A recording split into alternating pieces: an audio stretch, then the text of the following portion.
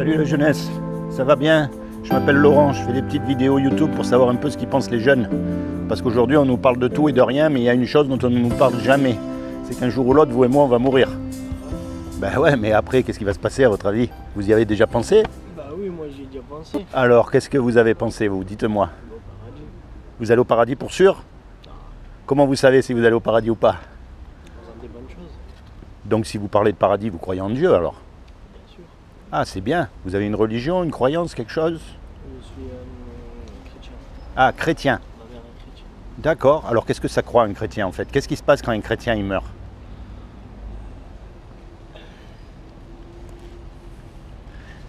Il va directement au paradis. Direct, d'accord. Ok. Moi je vais vous dire alors. Normalement, quand on meurt, on va être jugé. Et on va être jugé par rapport au bien ou au mal qu'on a Oui, fait. C'est sûr. Ça, c'est sûr. Donc la question à se poser, c'est de savoir comment est-ce qu'on sait si on fait du bien ou du mal. Et, Par rapport aux gens. vous voyez, Si on fait du mal, on le sait déjà nous. Par Oui, parce rapport aux que- actions qu'on fait. la conscience, elle nous Voilà. parle, vous avez raison. Et si on fait du bien, ben ça peut rendre des gens heureux, quoi. Peut-être, ouais. Mais il y a des pays où ce qu'ils appellent bien eux, pour nous, c'est un scandale. C'est sûr. Dieu, il nous a donné une loi qui s'appelle les 10 commandements. Ouais. Vous connaissez les 10 Ouais. commandements? Il y a eu un film dessus.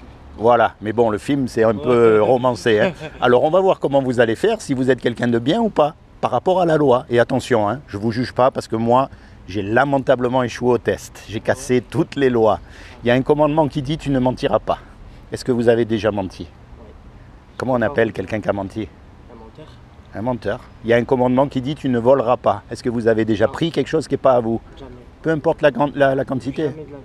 Vous avez jamais téléchargé de la musique sur internet illégalement? Ah, si, oui, ça, Ah, oui, yeah, ça, ben, Là, en ça, creusant un peu, hein? Ça oui, par contre. Vous avez des frères et des sœurs? Ouais, j'ai 4 frères. Alors, vous avez jamais pris leurs jouets? Non, jamais. Hein? Les jouets, non, on se les partageait pas. Ah, Jamais. bon, enfin, vous avez déjà téléchargé Ouais, la par musique, contre, donc vous êtes un voleur, Un voleur. comme moi. Ça, c'est la question qui tue tous les hommes. Mais bon. Normalement, on il se y a dit- dit, tu ne commettras pas d'adultère. En vrai, on se dit, il n'y a rien de grave parce qu'on fait rien de mal. Peut-être, Mais peut-être. bon, mais- ce que vous me dites, c'est. Et oui, imaginez l'intelligence, la grandeur, la beauté de celui qui a tout créé. Dieu. C'est pas comme nous, vous comprenez? Pour lui, même un petit mensonge, il ne peut pas le voir. C'est ça. On est grillé, on est mal. C'est sûr. Il y a un commandement qui dit tu ne commettras pas d'adultère. Évidemment, vous n'êtes pas marié, Non. vous ne pouvez pas commettre d'adultère. Non. Mais Jésus, il a dit quiconque regarde une femme pour la convoiter a déjà commis un adultère avec elle dans son cœur. On est mal, hein? On est très, très mal là. Il y a un commandement qui dit tu mettras Dieu dans ton cœur en premier tous les jours. On n'a pas fait ça. On a tous cassé la loi. Tous. Et c'est ce qu'on appelle le péché. Le péché, il est en nous, depuis qu'on est tout petit, depuis qu'on est dans le ventre de notre mère. D'ailleurs, un petit garçon, vous avez remarqué, on n'est pas obligé à lui apprendre à faire des bêtises. Non. Eh bien, on lui apprend. C'est de nature qu'on fait les bêtises. Par contre, pour faire le bien, hein, maman, elle lutte. Hein, pour... Non, mais on est mal parce qu'on est des pécheurs. Et c'est ça qui nous sépare de Dieu. Parce que Dieu, il ne peut pas voir le péché. Donc, si on est jugé par rapport à cette loi-là, on va être déclaré coupable ou innocent? Coupable. On va être déclaré coupable. Et si on est coupable, paradis ou enfer? Eh oui, et ça nous chatouille un peu de savoir que si on meurt là, on risque d'aller en enfer. Parce qu'on n'aime pas ce mot, ça nous gêne. Maintenant, je vais vous dire une chose, ça c'est la mauvaise nouvelle. C'est-à-dire que face à ce Dieu saint, parfait, incroyablement intelligent qui a créé les papillons, le soleil, les étoiles, attendez, imaginez-vous, nous on est incapable de faire un papillon. Hein. On fait des ordinateurs et tout, mais on transforme quelque chose qui existe déjà, alors que lui, à partir de rien, il a fait un papillon. Face à ce Dieu, on est mal, on est tous des pécheurs. Et si on meurt là, dans l'état où on est aujourd'hui, eh ben, directement, on part en enfer. Ça, c'est la mauvaise nouvelle. Maintenant, la bonne nouvelle, c'est qu'un créateur, en général, il aime ce qu'il fait. Oui, c'est sûr. Un musicien, il aime sa musique. Bah oui. Vous voyez, un cuisinier, il aime les petits plats qu'il fait. Un peintre, il aime les tableaux qu'il fait. Un artiste, il aime toujours ce qu'il fait. Donc Dieu, on peut dire que c'est un artiste, Oui. parce que le monde est merveilleux. Et donc, il aime sa création. Et comme il nous aime, il ne veut pas nous punir. Il ne veut pas qu'on aille en enfer. Il veut qu'on aille avec lui. Donc il a fait quelque chose pour que vous et moi, malgré qu'on soit coupable, on puisse éviter justement son châtiment. Est-ce que vous savez ce qu'il a fait? Alors je vais vous dire, parce que c'est ça la foi chrétienne. C'est que comme il a trouvé aucun homme de parfait sur la terre, Eh bien, il est venu lui-même et il s'est habillé avec un corps qui est Jésus. Il s'est revêtu d'un corps, parce que Dieu est esprit et on ne peut pas le voir avec des yeux. Donc pour venir sur terre, il a pris une forme humaine, comme ça on peut le voir si vous voulez. Quand vous voyez Jésus, vous voyez Dieu. Et ce qu'il a fait, il a dit, quiconque croit que Jésus est le Fils de Dieu et qu'il est ressuscité des morts, il aura la vie éternelle à mes côtés. Mais ça ne suffit pas ça, parce que les démons aussi y croient. Et ils tremblent. La clé là-dedans, mon ami, c'est un mot qu'on appelle la repentance. Et repentance, ça veut dire quoi? Bien sûr, il faut arrêter de voler, de mentir, de faire toutes ces choses. Mais ça, la conscience, si elle est vivante en nous, elle nous le dit et on le sait. L'essence même de la repentance, ça veut dire de se tourner vers Dieu. Quand vous êtes tout seul, vous parlez à Jésus. Vous lui dites tout ce que vous avez dans votre cœur, parce que vous avez une vie unique que personne d'autre n'a eue. Vous avez une Bible à la maison alors. Vous lisez votre Bible. Je vous conseille de commencer dans le livre de Jean et vous allez apprendre à vraiment connaître Jésus. Quand il est mort sur la croix, il est mort à votre place et à ma place.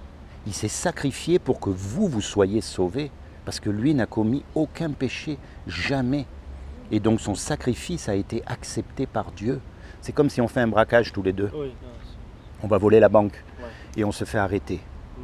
On passe devant le juge et le juge il dit voilà, tous les deux là, vous avez 20 millions d'euros à payer ou alors vous partez 50 ans en prison. Vous avez les 20 millions vous?